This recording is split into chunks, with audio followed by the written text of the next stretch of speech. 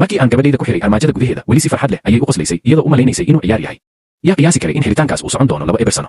2 eber sano kadib ugu dambeyn waxaan ku noqday tuuladaydii anigoo doonaya inaan gabadhayda si sharaf leh u aaso laakiin markii aan u soo dhawaaday armaajada waxaan gudaha ka maqlay codkii carruurnimada gabadhayda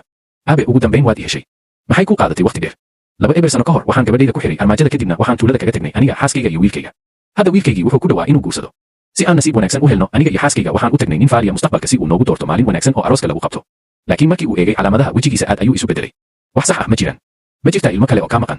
markii aan taas maqlay isla markiiba waan argagaxay waxaan si degdeg ah isku eegnay xaaskayga markii aan wejigeeda ka arkay cabsi waxaan ogaaday inaan labadeenuba hal qof ka fikiraynay arooska wiilka waa arrin weyn qoyska oo dhan waa inay isugu yimaadaan dabaaldega haddii qof uusan ka soo qayb gelin arooskan dhibaato weyn ayaa dhici karta dhibaato noocee ah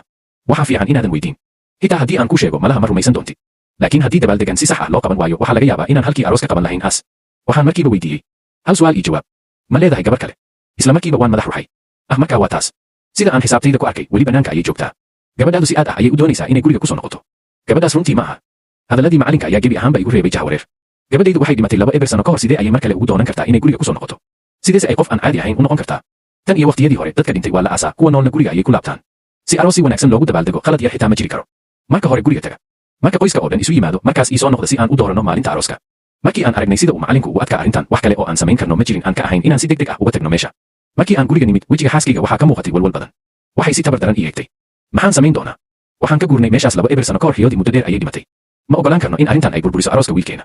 laakiin sideen guriga ugu soo celin karnaa anigoo xanaaqsan ayaan timaha iska jiiday aniguna aad ayaan u murugaysnaa keliya sababtoo ah qoyska gabadha la guursanayay waxay ahaayeen dad maalqabeen ah oo awood leh wiilkayaga uma aysan sahlanayn inuu guurkan helo sodoga mustaqbalka noqonaya aad bay ugu dheganayeen dhaqamada iyo caadooyinka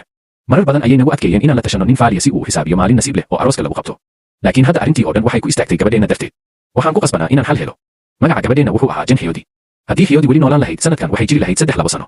markii xiyodi ay hal 2 sano jir ahayd aniga iyo xaaskayga lin tulan waxaan go'aansanay inaan magaalada u shaqo tagno durba way adkeyd in dadka tuulada ka soo jeeda ay magaalada ku noolaadaan daryeelka